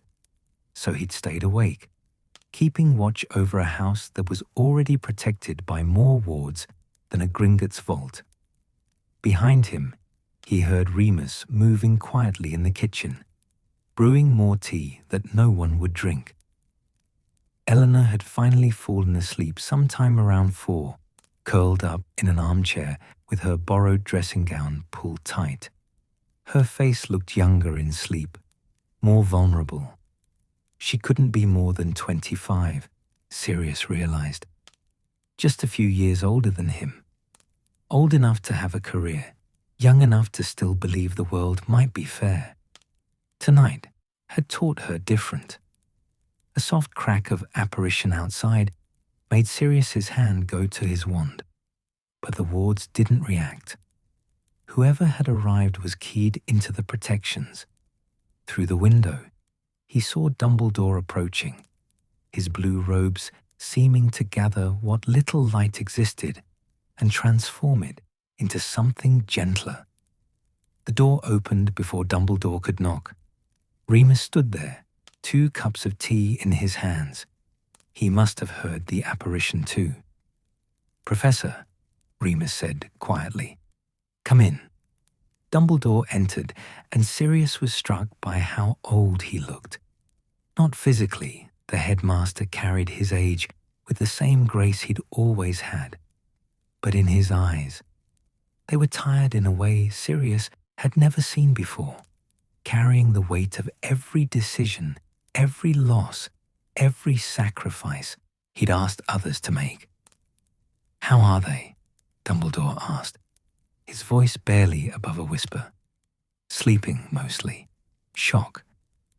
Remus handed him one of the teacups. Eleanor tried to stay awake, but exhaustion won eventually. Her family hasn't come down yet. I think they're afraid to. Dumbledore nodded slowly, accepting the tea but not drinking it. His eyes found Sirius at the window. "And you, Sirius? How are you managing?" "Fine," Sirius said automatically, then caught himself. Dumbledore's eyes saw too much to bother lying. "No, not fine, but functioning. That will have to do for now." Dumbledore crossed to the window, standing beside Sirius, looking out at the moors. "I have spent the night making arrangements. Alastair's body has been returned to his family, what remains of it. His brother is handling the funeral details. It will be a small, private affair. He would have wanted it that way." The matter-of-fact tone somehow made it worse. Moody reduced to logistics and funeral arrangements. His death just another item on Dumbledore's endless list of responsibilities. "I should have protected him," Sirius said. "Yes, perhaps you should have." Dumbledore's words were gentle but honest. Perhaps Remus should have spotted Mulciber from his vantage point. Perhaps Alastor himself should have been more cautious, should have verified all 4 Death Eaters were accounted for before beginning the evacuation. Perhaps I should have sent more people, or different people, or chosen a different strategy entirely. He paused. We can fill an ocean with should-haves, Sirius. It will not bring Alastor back. Then what's the point? The question burst out before Sirius could stop it. What's the point of any of this if we just keep losing people? Dumbledore was quiet for a long moment, his eyes still fixed on the distant horizon where sun was trying and failing to break through cloud cover. When I was young, he said, finally, I believed I could change the world through power and brilliance. I had grand plans, magnificent visions of how things should be. And in pursuing those visions, I made choices that... He trailed off, and Sirius saw something like pain flicker across his face. I hurt people I loved. I learned too late that the grand visions matter less than the small kindnesses, that saving one person, truly saving them, is worth more than 100 theoretical victories. He turned to face Sirius directly. You saved 4 people last night. 4 human beings who woke up this morning alive, who will go on living, who will love and laugh and struggle and grow old. That is the point, Sirius. Not the grand strategies or the tactical victories, but the individual lives we managed to protect in the darkness, at the cost of Moody's life. Yes, Dumbledore's voice was heavy with sorrow. War demands prices we should never have to pay. Alastor knew that better than most. He chose every day for 40 years to pay those prices in the hopes that others wouldn't have to. His death is a tragedy, but it would be a greater tragedy if we allowed it to stop us from continuing his work. Remus had joined them at the window, the 3 of them looking out at the grey morning. What happens now? He asked. Now we adapt, regroup, continue. Dumbledore set his untouched tea on the windowsill. The Whitmore family will be relocated to a safe location under new identities. Eleanor will continue her work at the ministry. We need eyes there now more than ever. Her parents and sister will have Muggle lives constructed for them in a different county, far from Yorkshire and the memories of last night. They'll be separated. Sirius hadn't considered that. Eleanor from her family. For their safety, yes. The closer they remain to each other, the easier it will be for Death Eaters to find them. But they will be able to communicate through secure channels, and they will know the others are alive and protected. Dumbledore's voice softened. It is not ideal. But then, nothing about war is ideal. What about us? Remus asked. Sirius and I. What do we do? You return to London. You report to the rest of the Order what happened here. You grieve when you have time. Dumbledore looked at them both. And then you prepare for the next mission, because there will always be a next mission until this war ends.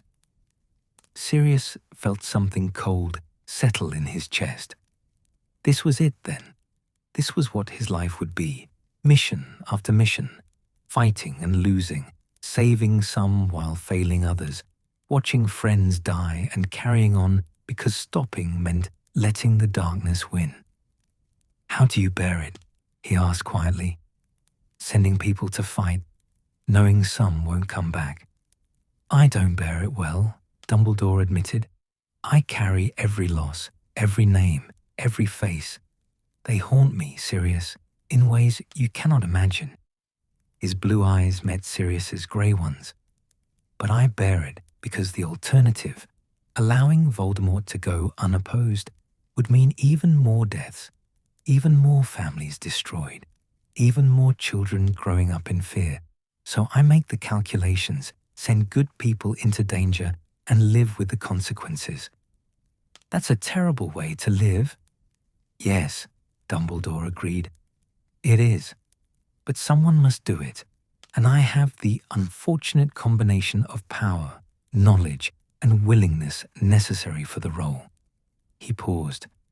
You, however, do not have to continue. You are young, Sirius. You have already done more than anyone could ask.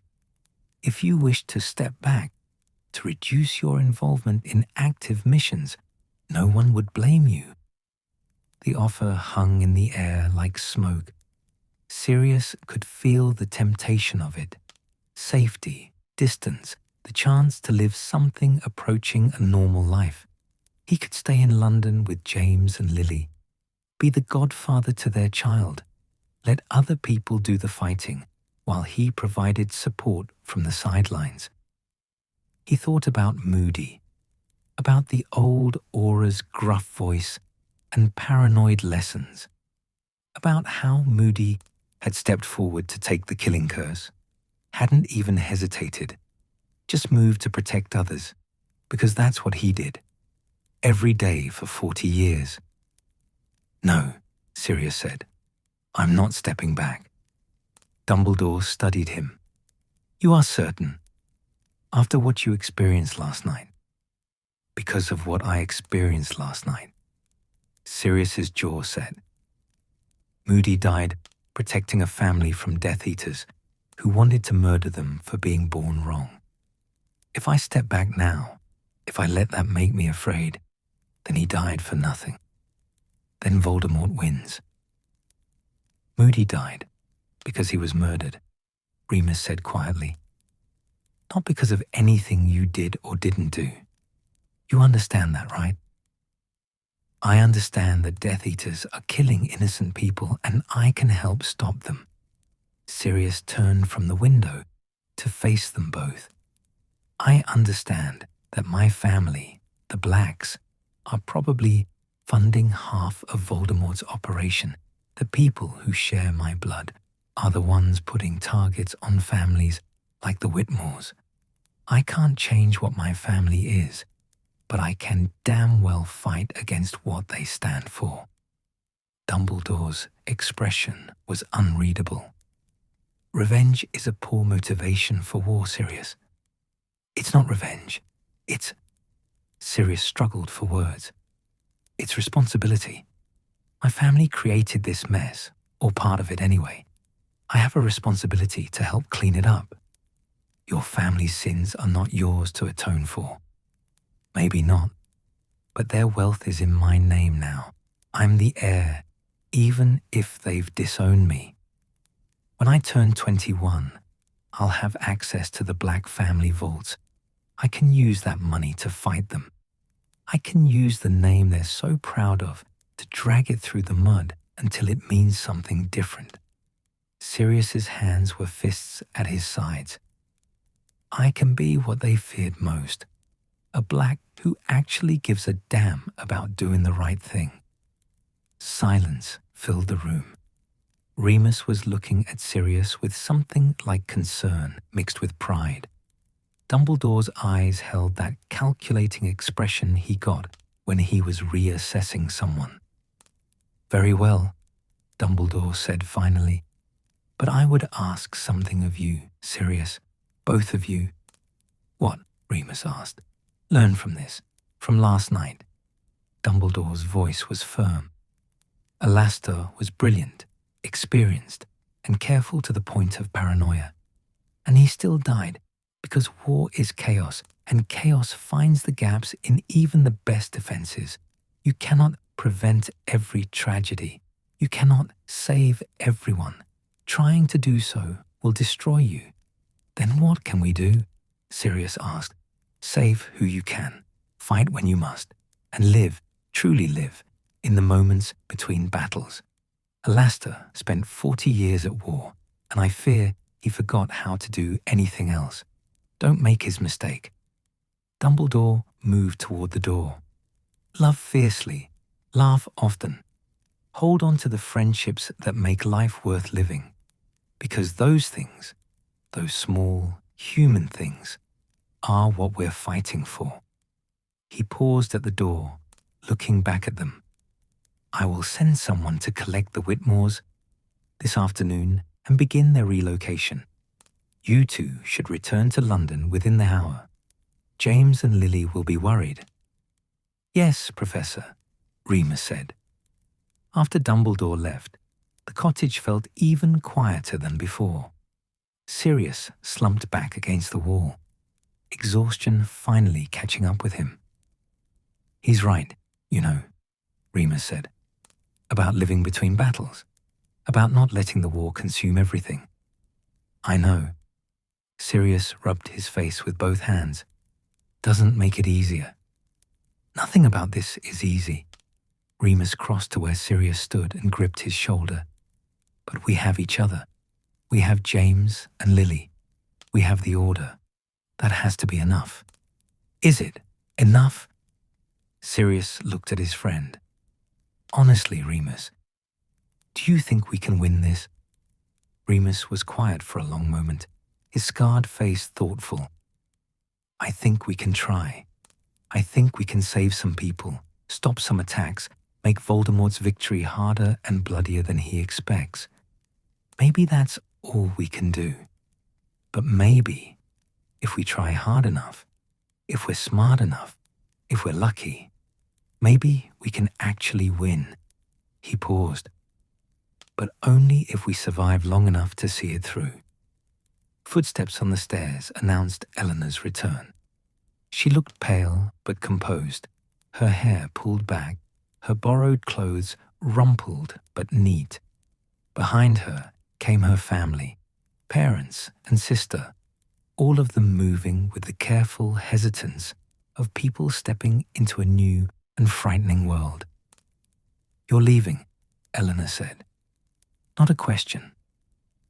Soon, Sirius confirmed. Others will come to help with your relocation. You'll be safe, I promise. Will we see you again? Katie, the younger sister, asked. Her eyes were still red from crying, but curious despite everything. Maybe, Remus said gently, but probably not for a while.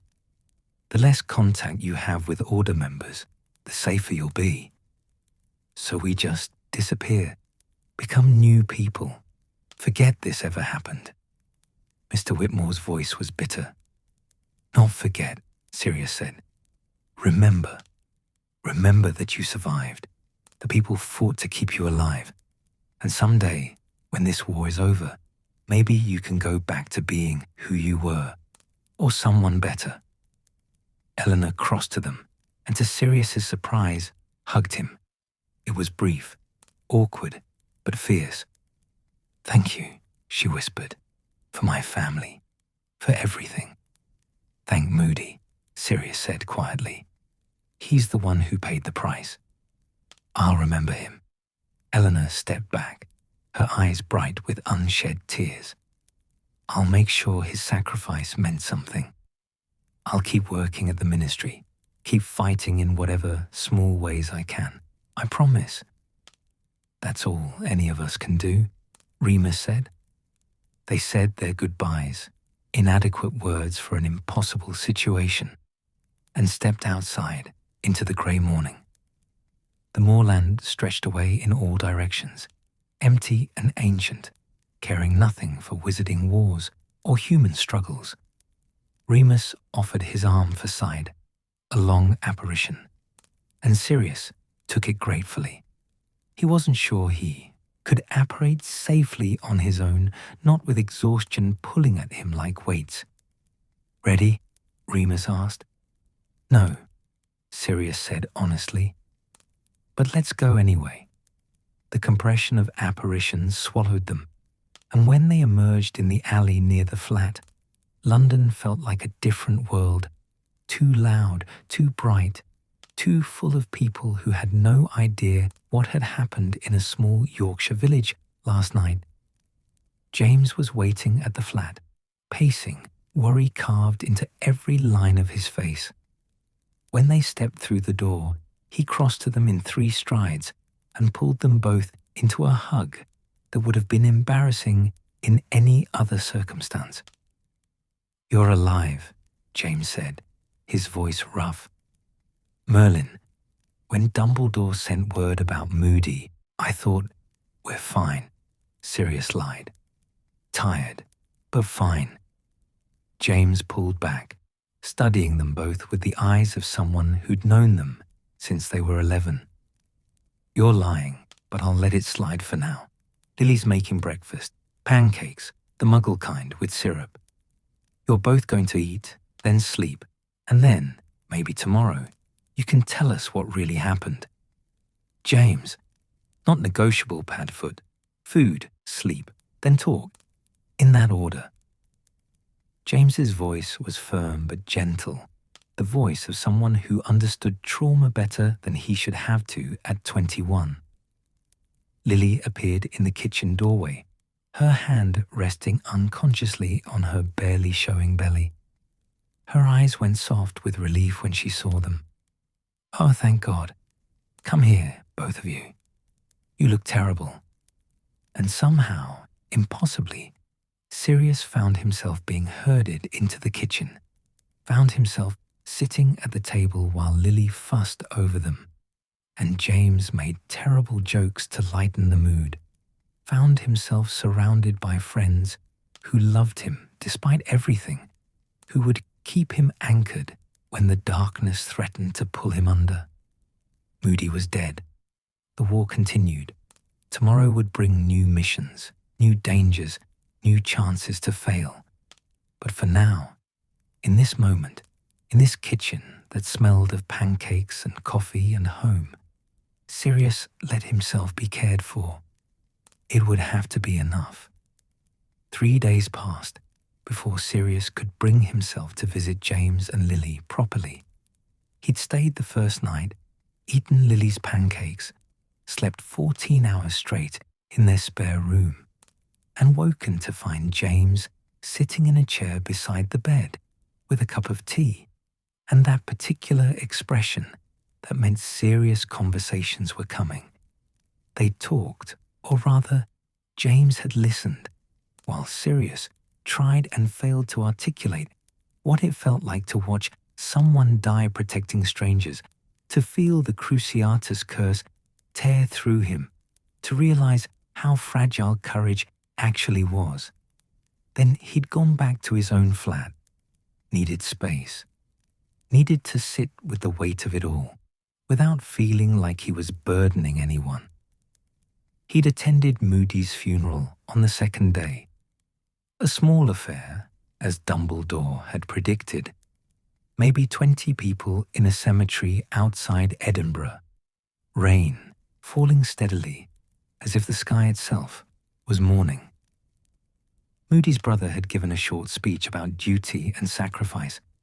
Several old Aurors had stood silent vigil, their scarred faces carved from stone. No one had cried, at least not visibly. Moody wouldn't have wanted tears. Sirius had stood at the back, Remus beside him, and tried to memorize the moment.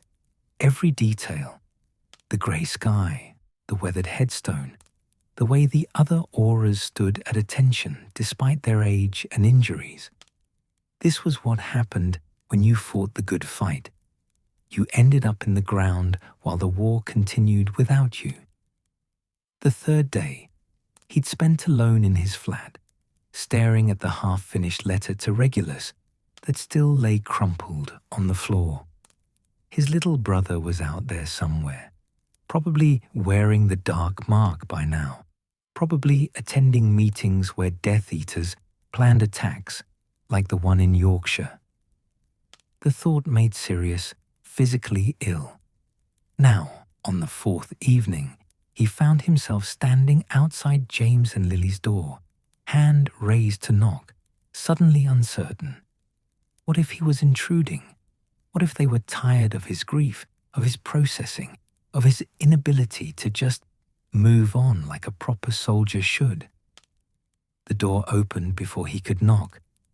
Lily stood there in comfortable clothes, soft trousers, and one of James's old Gryffindor jumpers that hung loose on her frame. Her red hair was pulled back in a messy bun, and her face lit up when she saw him. "Sirius, I was just thinking about you. Come in, come in."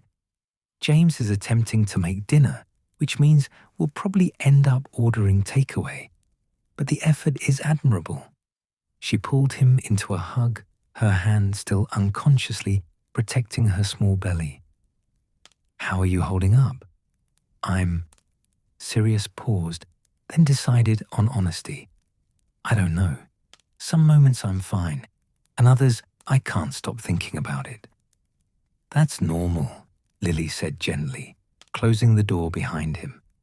"Trauma doesn't follow a schedule. You process it when you can, how you can." James appeared from the kitchen, wooden spoon in hand, his hair even messier than usual. "Pad foot. Excellent timing. I need a second opinion. Does this sauce taste like it's supposed to taste? Or like I've accidentally created a potion that will strip the enamel from our teeth?" Despite everything, Sirius found himself smiling. This was what he'd needed, not more serious conversations or grief counseling, but the simple normalcy of James being James, of life continuing in small, ridiculous ways. "Let me taste it," Sirius said, following James into the kitchen. The sauce was, predictably, terrible. Too much garlic, not enough of something else, and with an odd greenish tint that shouldn't exist in Italian cooking. James took Sirius's expression as verdict enough and vanished the entire pot with a flick of his wand. "Right, Chinese food it is then." James pulled out the menu they kept stuck to the refrigerator with a magnetic snitch. The usual: spring, rolls, chow mein, that spicy thing you like. "Perfect," Sirius said, while James called in the order, using the telephone, because Lily insisted they try to live somewhat normally in the Muggle world. Sirius wandered into the living room. A fire crackled in the fireplace, genuine flames rather than magical ones, filling the room with warmth and the faint scent of burning wood. The space was so distinctly James and Lily.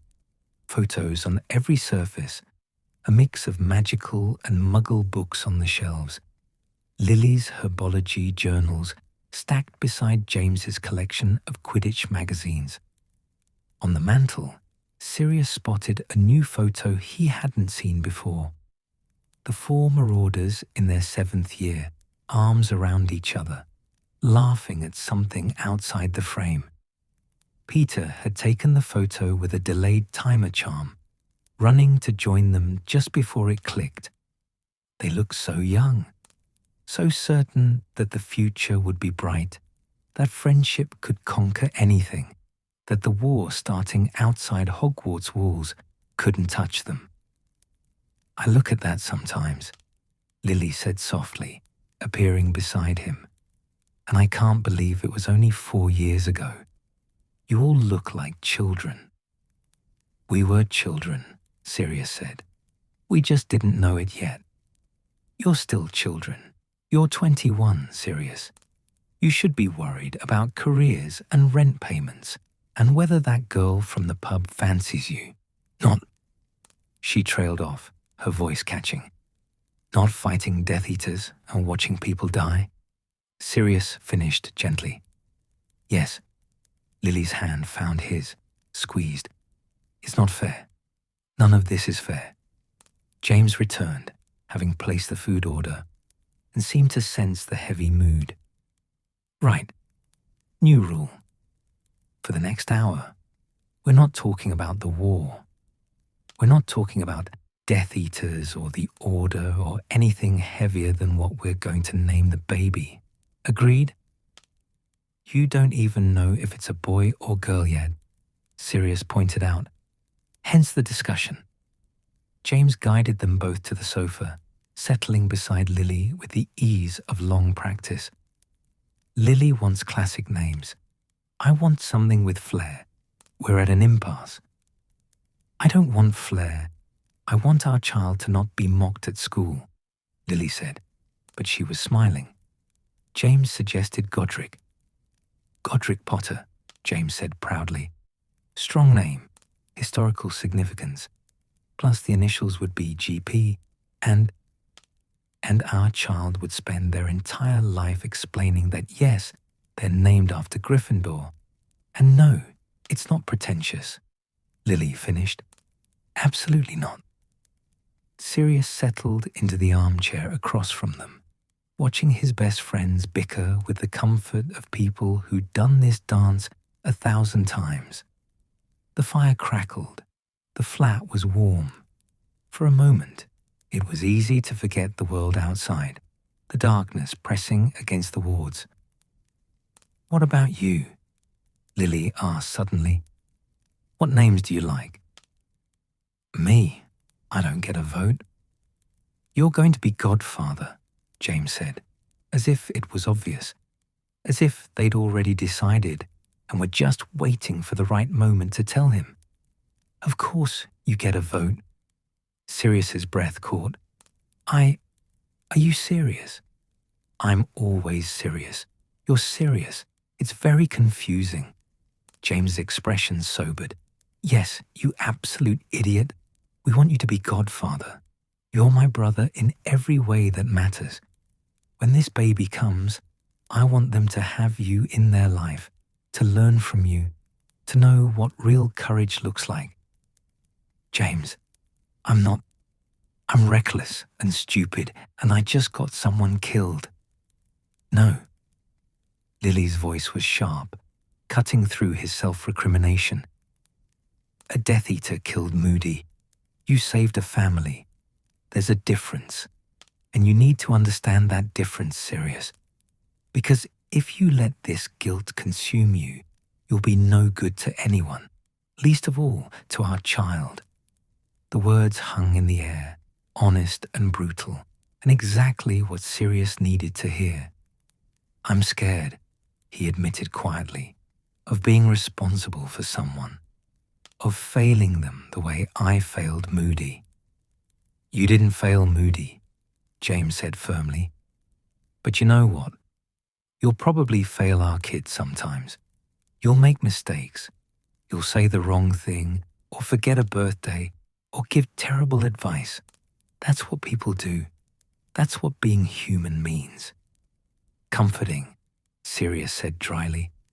But you'll also be there, Lily continued. You'll teach them to be brave, to stand up for what's right, even when it's hard.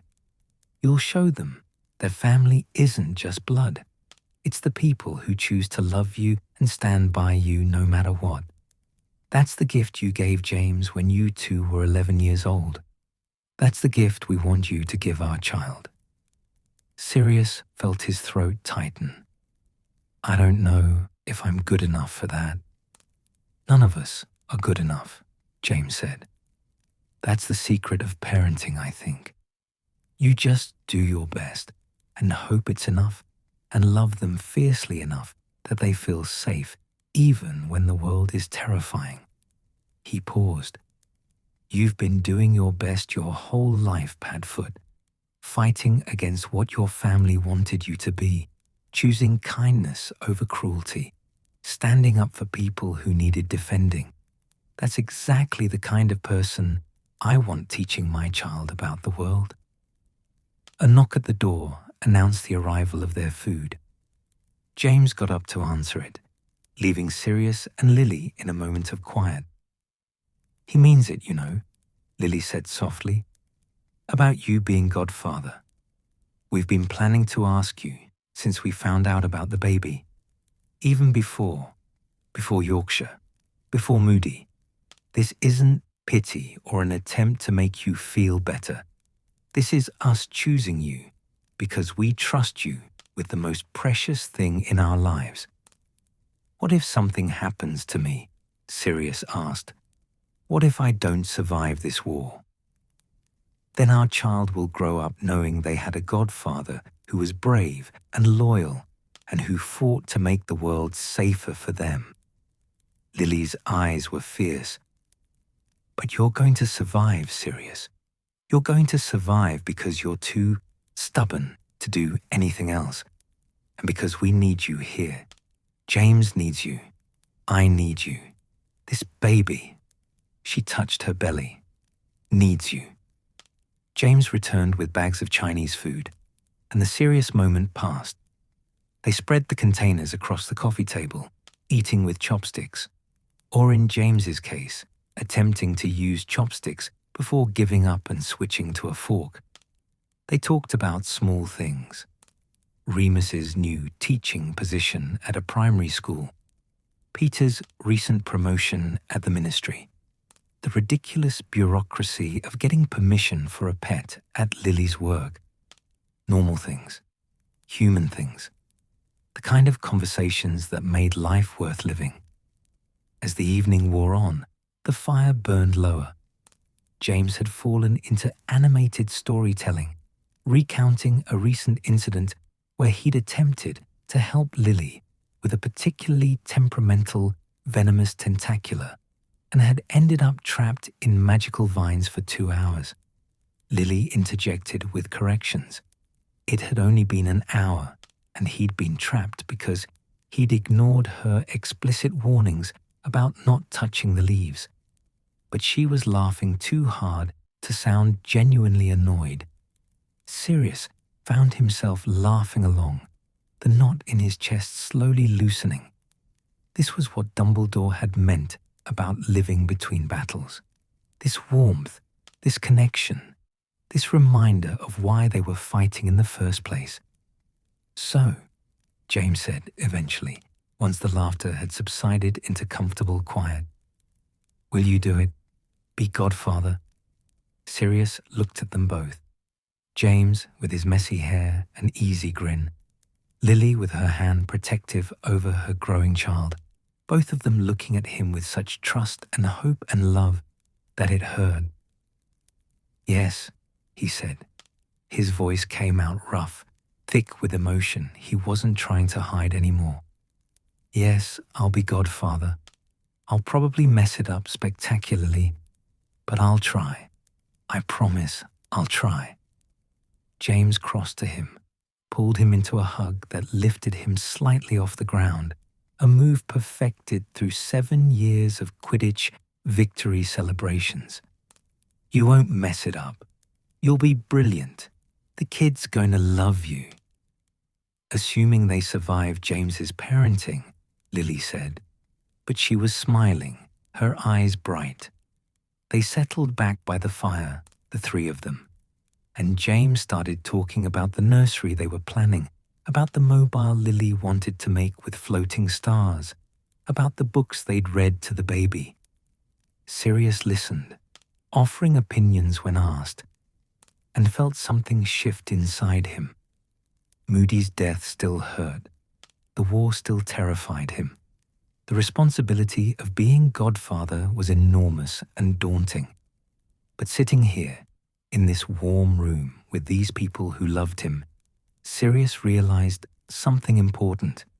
He'd spent the last 4 days thinking about death and failure and loss. But life was here too, in James's terrible jokes and Lily's gentle wisdom, in the baby growing safe and protected, in the promise of a future that might be better than the present. That future wouldn't happen by accident. It had to be fought for, protected, nurtured, like one of Lily's temperamental plants. I went back to the letter, Sirius said suddenly, the one to Regulus. James and Lily both looked at him, waiting. I threw it away, started a new one. He stared into the fire, watching flames dance. The old letter was all anger and accusations, why he'd chosen wrong, how he'd disappointed me. But that's not what I want to say anymore. What do you want to say? Lily asked gently. That I understand being scared. that I understand pressure from family, from expectations, from the weight of a name you didn't choose. Sirius's hands were fists in his lap. That I'm still his brother. That if he ever wants to walk away from the Death Eaters, from our family, from all of it, I'm here. I'll help him. No judgment, no conditions. Just, I'm here. That's brave, James said quietly. It's probably stupid. He'll probably never read it. Or he'll read it and laugh and show it to his Death Eater friends as proof that I'm weak. Sirius shrugged. But I have to try. Because if I don't, if I let hate and anger be the last things between us, then I'm letting Voldemort win. I'm letting him destroy one more family, one more connection. Send the letter, Lily said firmly. Even if Regulus doesn't respond, even if it changes nothing, you'll know you tried. You'll know you chose love over hate. That matters. The fire crackled, sending sparks up the chimney. Outside, London continued its evening rhythm. Cars passing, people walking home from work or dinner, a whole city of people living their lives unaware that wizards were fighting a war in the shadows. Tell me about the baby again, Sirius said. About the nursery and the stars and everything you're planning. I want to hear it all.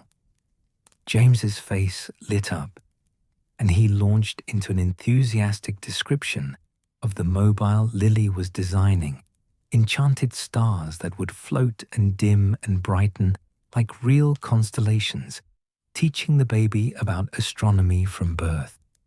Lily added details about the colors they'd chosen, the protective charms she was weaving into every blanket and toy, the books she'd been collecting. Sirius listened, asking questions, offering suggestions, and felt the future taking shape in his mind.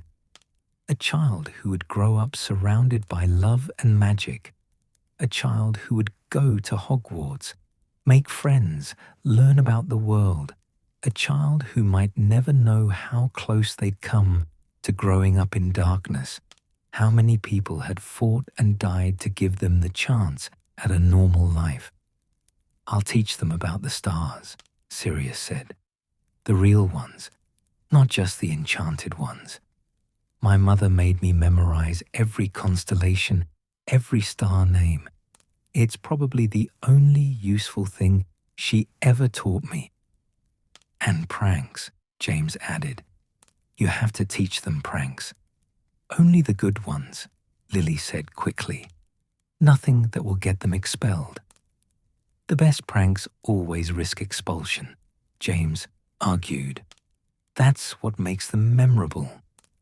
They bickered good-naturedly while Sirius watched, memorizing this moment the way he'd memorized Moody's funeral, but for different reasons. This was worth remembering. This warmth, this hope, this vision of a future worth fighting for. The evening grew late. The fire burned down to embers. Eventually, Lily yawned and announced she was going to bed, that the baby was apparently using her bladder as a pillow, and she needed to lie down. She kissed James, then surprised Sirius by kissing his cheek too. Thank you, she whispered, for saying yes, for being here, for being you. After she'd gone upstairs, James and Sirius remained by the dying fire, the way they'd sat countless nights in the Gryffindor common room, processing exams or Quidditch matches or teenage heartbreak. I was terrified, James said quietly, when Dumbledore told us about Moody. Not just because he died, but because for a moment I thought it was you. I thought I'd lost you. I'm still here, Sirius said, for now. But this war... James stared into the embers. We're going to lose more people, aren't we, before this is over? Probably. I'm scared, Padfoot.